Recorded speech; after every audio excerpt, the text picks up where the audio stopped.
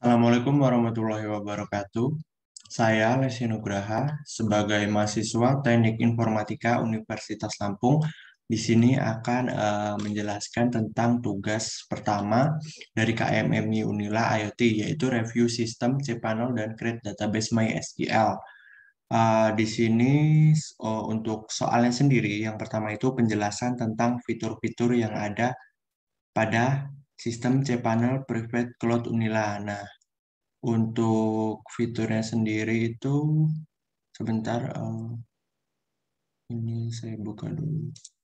Nah, di sini ini merupakan tampilan tampilan beranda dari cPanel Unila yang dimana terdapat beberapa fitur. Nah, di sini fiturnya sendiri yang pertama itu ada email yang dimana dalam email ini uh, dapat mengelola email yang dimana terdapat beberapa submenu yaitu email accounts, default address, email filter untuk memfilter email yang masuk, forwards untuk meneruskan sebuah email dan lain-lain. Kemudian selanjutnya ada files yang dimana fitur ini berfungsi untuk mengelola file yang ada pada cPanel. Salah satunya adalah file manager, image, directory private, disk usage, backup, dan lain-lain. Selanjutnya, ada fitur database yang dimana fitur ini dapat digunakan kita yang bisa mengakses cPanel untuk membuat sebuah database, menghapus, ataupun dan lain-lainnya. Kemudian selanjutnya ada fitur domain yang dimana ini terdapat digunakan untuk mengatur domain yang ada pada cPanel. Kemudian ada matrix yang digunakan untuk melihat berapa banyak visitor, errors, bandwidth, raw access, dan lain-lain. Kemudian ada security, yang dimana security ini berfungsi untuk keamanan dari cPanel tersebut, keamanan dari virus, dari BitBlocker, dan lain-lain. Kemudian selanjutnya ada software. Di sini terdapat beberapa software yang didukung oleh cPanel. Kemudian advance untuk fitur lanjutan dari cPanel ini terdapat beberapa yaitu cron job, Apache Handler, Strike DNS, dan lain-lain. Kemudian preference. Preference ini menuju ke preferensi dari cPanel tersebut.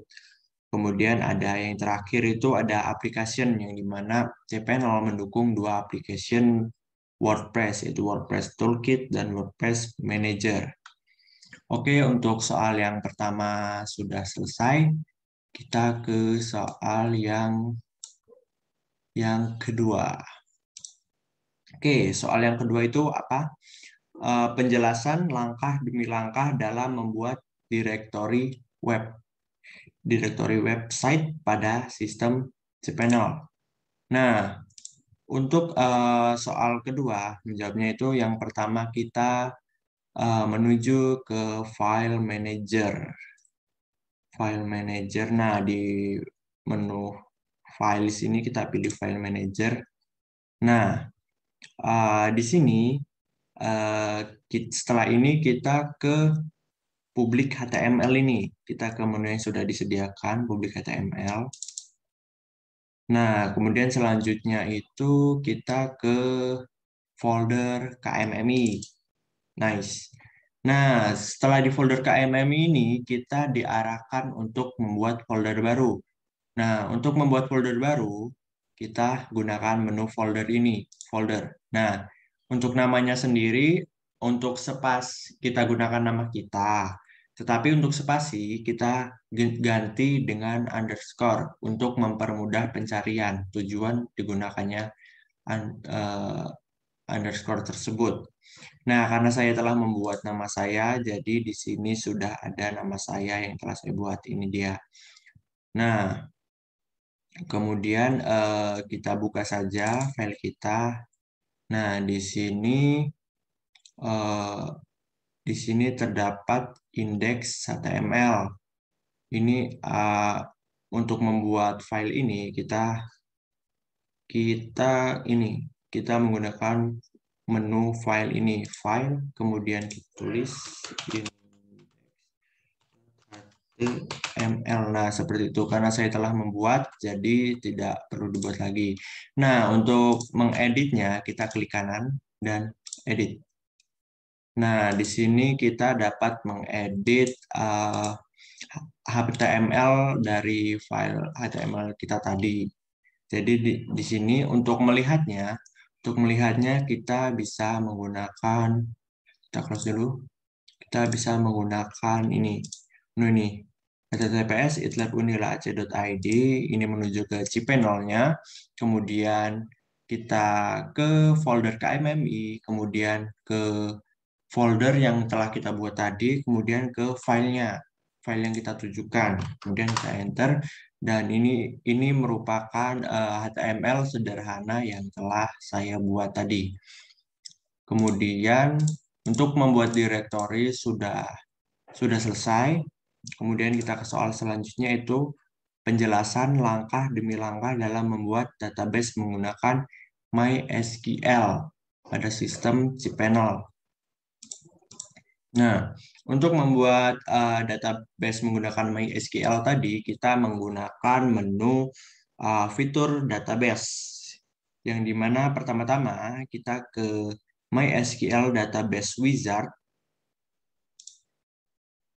Kita tunggu. Nah, di sini kita disuruh untuk membuat database baru, yang dimana nama depannya ini sudah itlabuni underscore. Nah, di sini kita menggunakannya singkat saja karena ini ada keterbatasan dalam pembuatannya. Kita gunakan nama saya saja ln2.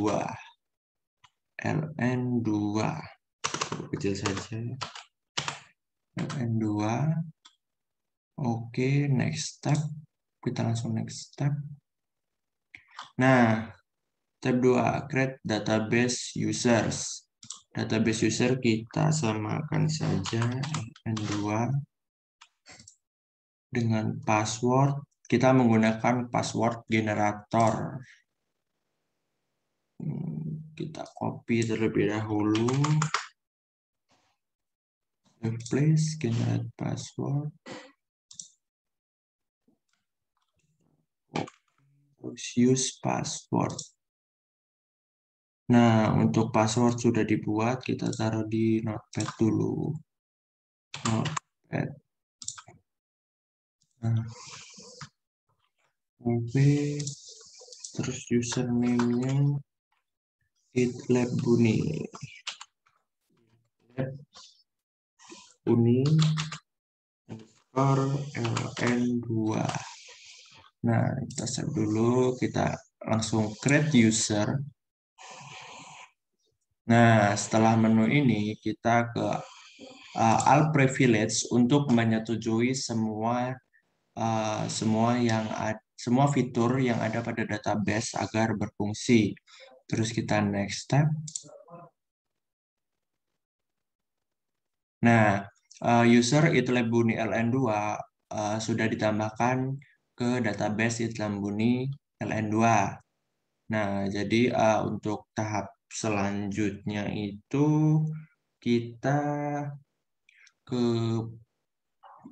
kembali ke menu utama tadi. Nah, kita kembali ke dashboardnya lagi, terus ke database lagi, terus kita ke database MySQL database yang ini ya teman-teman. Nah, itu terus kemudian kita cari. Nah, ini dia, kita cari database yang telah kita buat, itlab uni underscore ln2. Go. Nah, untuk proses pembuatan database-nya sudah selesai. Ya, di sini sudah terdeteksi database yang baru saja saya buat. Berarti untuk Untuk soal nomor 3 ini, penjelasan langkah demi langkah dalam membuat database menggunakan MySQL pada sistem cPanel ini berarti sudah selesai. Nah, mungkin sekian penjelasan dari saya. Apabila ada kekurangan, saya mohon maaf. Saya saya memiliki banyak kekurangan dikarenakan internet saya yang selalu lag. Jadi setiap pertemuan saya nggak bisa menyimak dengan benar.